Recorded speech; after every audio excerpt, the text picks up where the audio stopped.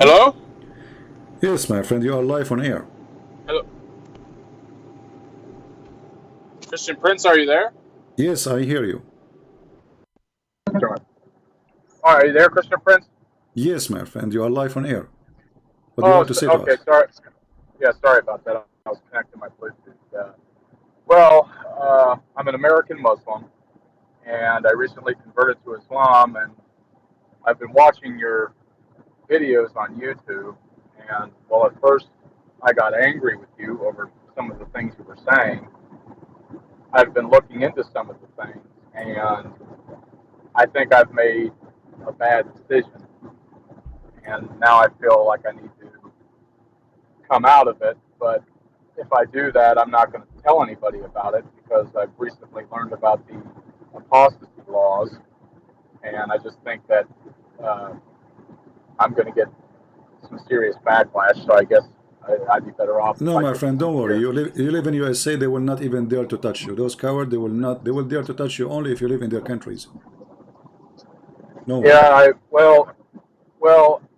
when I converted, I was told this beautiful story about how Islam is the only monotheistic religion left, and how Muhammad is the seal of the prophets, and Islam only engages in war if it's defensive war, and they were very nice and they were very kind when speaking to me, and they also said they believed in Jesus and they believe that Jesus will come back, and I did some investigation into the Islamic belief and how Jesus will come back. And what I found shocked me. According to the Islamic belief, if I'm understanding, is that when Jesus comes back, he's going to kill the pigs, which means Jews, and break the cross, destroy Christianity. And so, while it's true that they believe in Jesus, they believe in a very different Jesus than the one I was raised with. The Jesus in Islam is hostile towards uh, traditional Christians and Jews, and that's one of the many reasons. I was angry at you at first, but I'm actually glad that you do what you do because there's so many things that so many Muslims don't know about their own faith, and myself included. So I just thought I would give you a call and Did you ever call me speak to you. before? Did you ever call me before? No, No. no. Yeah. Because there's some Yeah, silly people they say and you called me before, but you did not. Yeah. People that are silly. yeah. So my friend, so did you decide today to leave Islam? Yes, I mean to yes. I'm that. And gonna. what about becoming Christian again? Do you accept Jesus as your Lord and your Savior? Yes, I do, I mean to that, and and we are happy for you. I feel terrible for that. There's a lot of really good Muslims out there who I don't think that they either don't know about the core things that Islam teaches.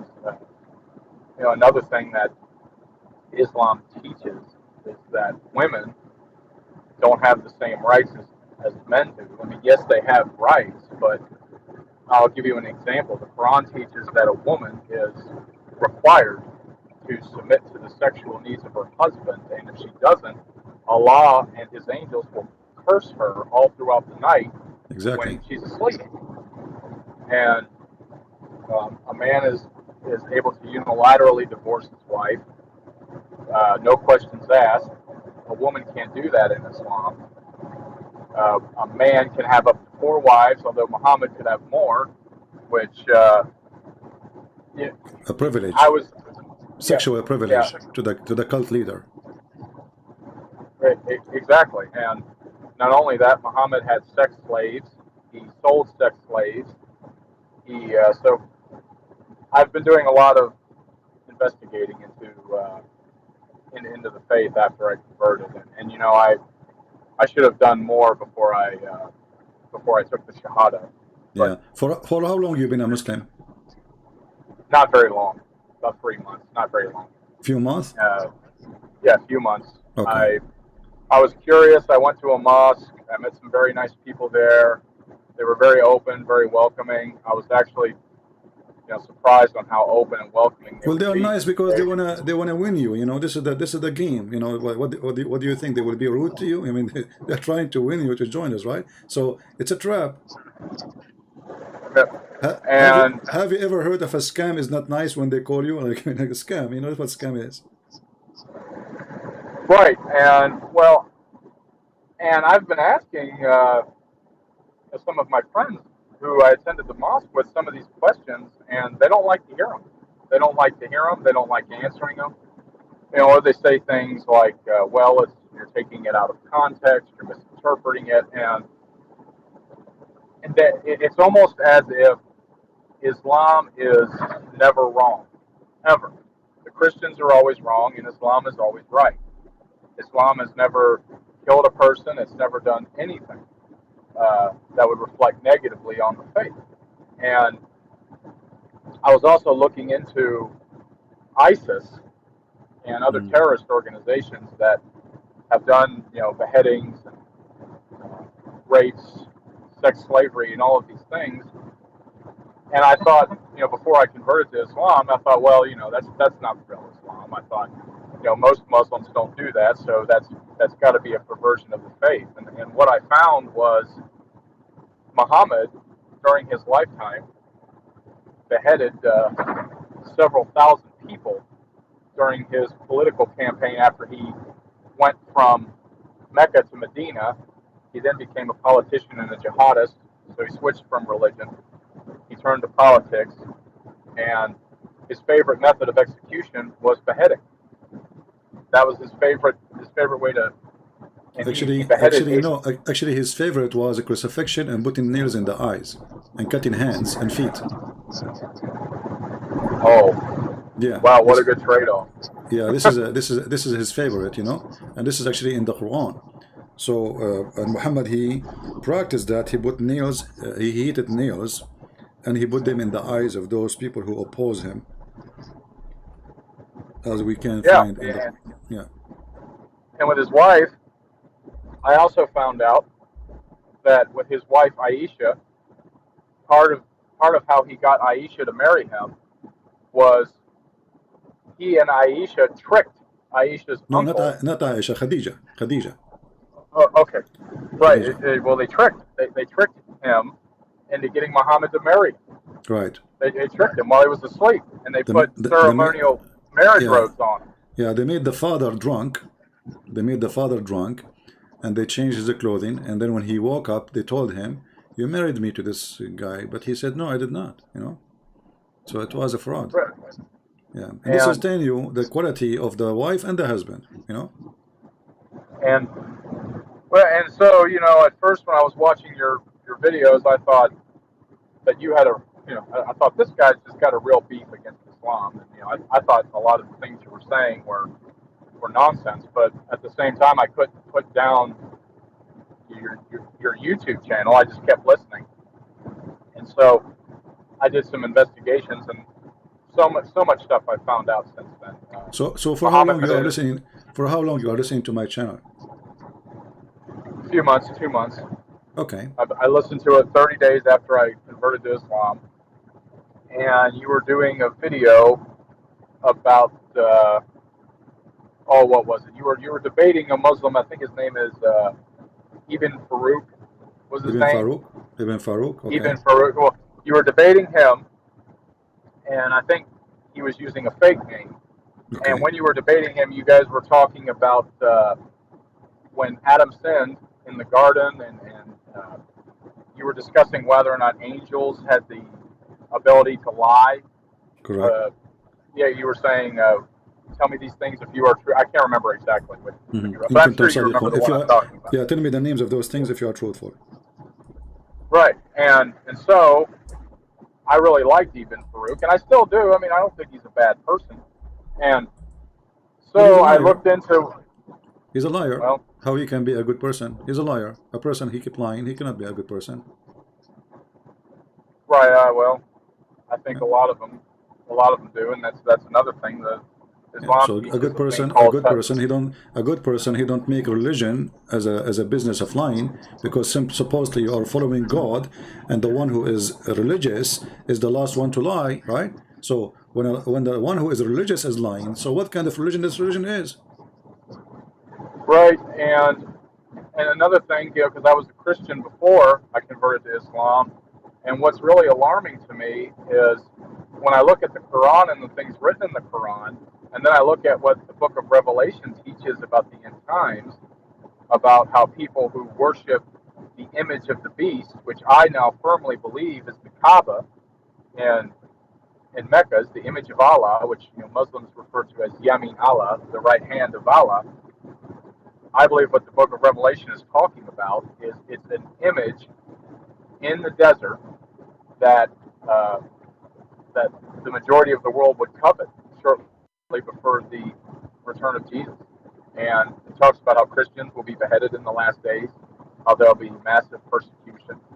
And I look, another thing, what most people don't understand about Muhammad was after he died, his caliphs, Abu Bakr, followed by Umar, followed by Uthman, they conquered a quarter of the world's population in a span of, I think it was 40 or 50 years. They conquered most of North Africa, the Middle East. It used to be Christian before Islam came out of Arabia. But as soon as Islam came into the world and the caliphs came into the world, they immediately began attacking their neighbors to the north, south, east, and west in all directions, and it's still going on to this day.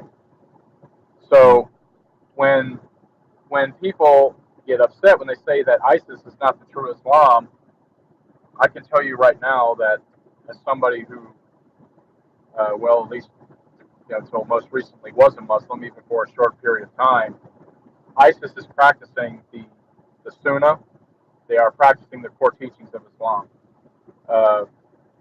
50 years after Islam was born, over 90,000 churches were destroyed all throughout the Middle East, going towards Persia, and all throughout North Africa. So, When somebody says to you ISIS is not Islam, you should say to him, name for me one thing ISIS did Muhammad did not do. Just name one. He did all of it. The sex slaves, Muhammad had sex slaves. He sold sex slaves. His favorite sex slave. Beheading, cutting hands, cutting feet, crucifixion, I mean, everything they did is very Islamic, attacking the neighbors. Muhammad, he says, attack the Romans so you can get the blonde girls.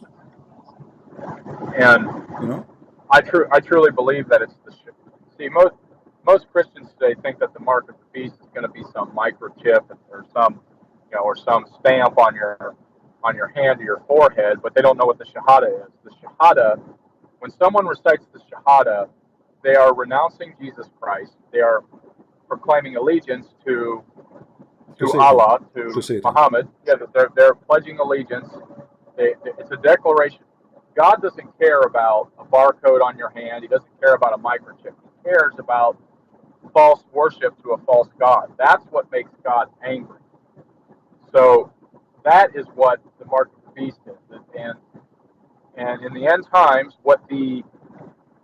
I believe it's the Mahdi is going to be the Antichrist. What for your listeners who don't know who the Mahdi is, the Quran teaches that shortly before the Day of Judgment, that an Islamic Jesus will return to Syria in Damascus, and that the Mahdi, who is the Islamic Messiah, will purge the world of Christianity and Judaism and to establish Allah's eternal rule on earth. And it's going to be from Jerusalem, not from Mecca. The Muslims want to retake Jerusalem, and they want to set up an image to Allah in Jerusalem. And all of this is in the Bible and the Quran. So Christians it's imperative that when you talk about end times, that you don't just look at your Bible. You have to look at the Quran, what Muhammad taught in the Sunnah and the Hadith about the end times, because it all bears a direct relevance to all of this. And Well, my friend, we But are happy. We are happy that you decide to leave this garbage. And if you know any of your friends, you met them during the time you became a Muslim in the mosque, and they were a Christian, they converted to Islam, let them watch my videos and ask them to be free to call me if they are still not convinced to leave Islam. right, All right? and yeah, and you know, with the apostasy laws, uh, you know, I Well, don't called worry you about today apostasy law. Don't under a worry different. about it. Here, they don't dare to do anything. Here we go. I live in America. I laugh at Muhammad every day. What they can do about it? We are men. We are not cowards, right? Right, We and are men, and yeah, I'm not worried we about are not anything cowards. happening to me here, Yeah. What? but the reason I'm bringing up the apostasy laws, yeah, I'm not worried about anything happening Yeah. to me here. Don't It's just worry. Many Muslims take these apostasy laws very seriously. They No, they don't. They don't. People are leaving and a lot of Islam, my people think friend. it's a joke. It's People are not a leaving joke. Islam. No, people are leaving Islam in the Middle East, left and right. Just go and see in the Middle East what's happening. You know, all days is over. All this is over. The only place is crazy is like Pakistan. You know, Pakistan is those are the country. All of it is controlled by terrorists. Bangladesh, maybe Pakistan. But if you go in the Middle East, if you go to many countries in the Middle East, you will see many even changing their names from Muhammad to George or whatever. You know, so all this is really over. Even now, the Islamic And fatwa, of Egypt, because many they are leaving Islam, they don't dare anymore to say we want to kill him. There's no. That's it. The law of apostasy in Egypt cannot be practiced. The law of apostasy, even in Saudi Arabia, cannot be practiced.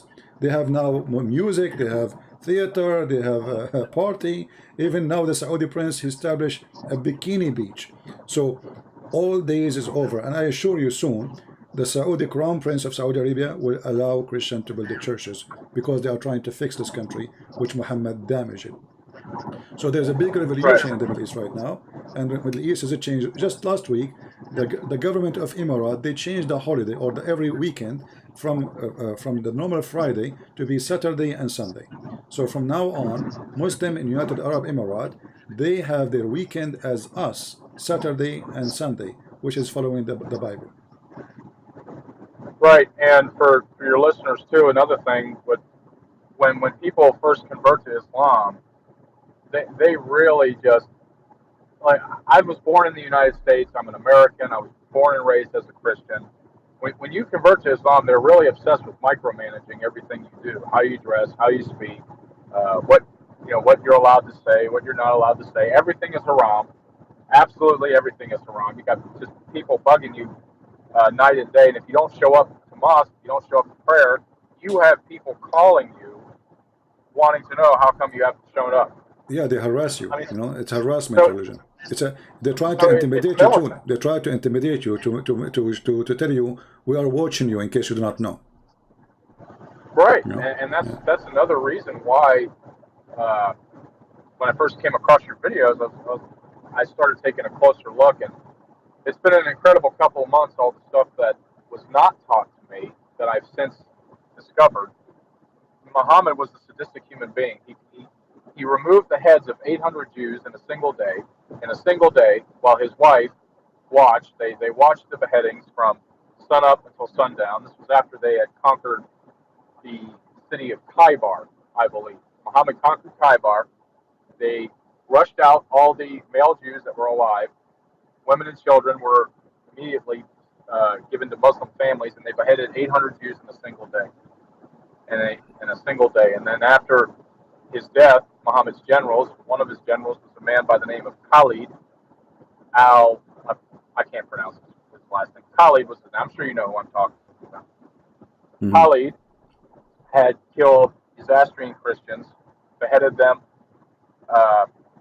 at once, and this is a terrible story, but your listeners need to hear it. Khalid was one of Muhammad's top generals, who was also Maybe you a mean general Khalid. for Khalid? You mean Khalid?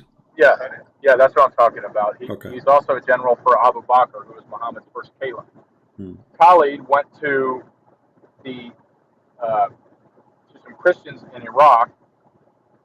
That he conquered this Christian city. He then took the I believe it was the Zoroastrian tribal leader.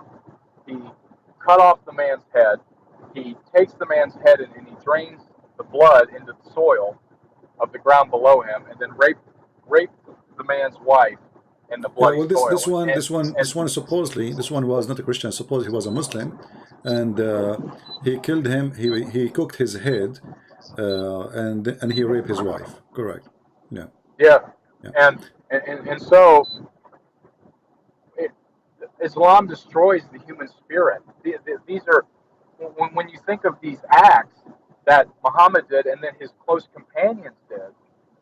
This is why I'm leaving Islam. I can't follow this. I cannot follow this. I cannot follow somebody in good faith who not just he did these things, but his generals and his caliphs did these things. So these were the apostles of Muhammad: Khalid, Abu Bakr, Omar. They are gang. The caliph after that, Yeah. Uthman. They Yeah. all So did so the point is, if he is the same as his friends, all of them, they are a bunch of filthy criminals. all of them. And now one thing I'm with many Muslims today that I am happy about is that many of them don't embrace this interpretation, or they don't embrace these acts. But what's sad to me is they believe. No, my friend, you are wrong. They do. Yeah. They do embrace it. They do embrace it, but they are hypocrite. So when they live in the West, they are not in the place they can say the truth, because that will cause them to be in trouble. So because they are, this is a religion of hypocrisy. Chapter 3, verse 28, it says, you can speak to them in a friendly way while your heart dislikes this. So they don't really, all of them, they embrace it. If you ask this Uthman ibn Farouk, if you ask him, do you support killing the Christian and the Jews? Your prophet says when I kill the Jews in the judgment day, he will never dare to say yes, you know. But if he is living in Afghanistan, he will say yes. You know what I mean? So Yeah. those people depend where they live. They don't really, when they say to you, oh, we don't embrace ISIS, they are lying. All of them, they support ISIS. The one who don't support ISIS is government. Because why? Like the royal family of Al Saud, they knew that ISIS and Al Qaeda is a threat. Why? Because they want to take their place. But they are not opposing them because they are bad Muslims. They are opposing them because they want to take their place. You know what I mean? Yeah. Or maybe I'm at the same time. Maybe I'm forgetting to remind myself that Islam teaches that it's okay to deceive unbelievers if it spreads or advances Islam. And the Arabic word for it is called taqiyya. Taqiyya, yeah. Or hudna. Hudna is another word. Taqiyya, chapter 3, verse 28. Yeah, so it could be perhaps that, and it's hard to tell. You know, maybe they're just deceiving me because, you know, especially with new Muslims, people who just convert to Islam, you know, they don't know anything about Islam. It's really easy to deceive them, or to maybe paint a picture of Islam that is not the real Islam. So I pray that a lot of Muslims will leave Islam. You know, Muhammad. It's my personal belief that this religion was started by Muhammad as a justification for political conquest. For money, for power. This is what Muhammad is about. He's a satanic man. He made a privilege just for his private part. He made a privilege just for his pocket. He made a privilege even for God, because he made himself his God on earth. So whatever the prophet say, you obey. So he became God on earth. So this guy, this madman, he is perverted, he is sick, he is filthy, he is a criminal, and he used God in order to conquer. At the same time, he said, there's 5 names given to me. One of them is Al-Mahi, which means the eraser, and I will erase Christianity and Judaism. So Muhammad, he made it clear. I have a purpose. I am the evil Muhammad. I'm going to erase everything good in this earth. I will erase the Messiah. I will erase the angels. I will erase God, and I will place myself instead, and I will make this earth is a land of a bloodshed. And he said, I've been commanded to kill all mankind until they say there's no God but Allah and Muhammad, except the Muslims. So if you are a person who bow down to the devil, Muhammad will not kill you. If you don't bow down to the devil Muhammad, he will kill you. And this is a clear sign of a filthy man. He's a scumbag. My friend, I want to say thank you for calling us. We cannot keep you for longer, but I'm glad that you decided to leave Islam. And I hope maybe in the future you can call us to share more stories of your experience. But today, by the way, your voice was very low. Maybe next time is going to be better. Oh, yeah, sorry, I have my Bluetooth then. I apologize. Thank you, Christian friends. Have a wonderful day. It's all right. Take care. Bye-bye.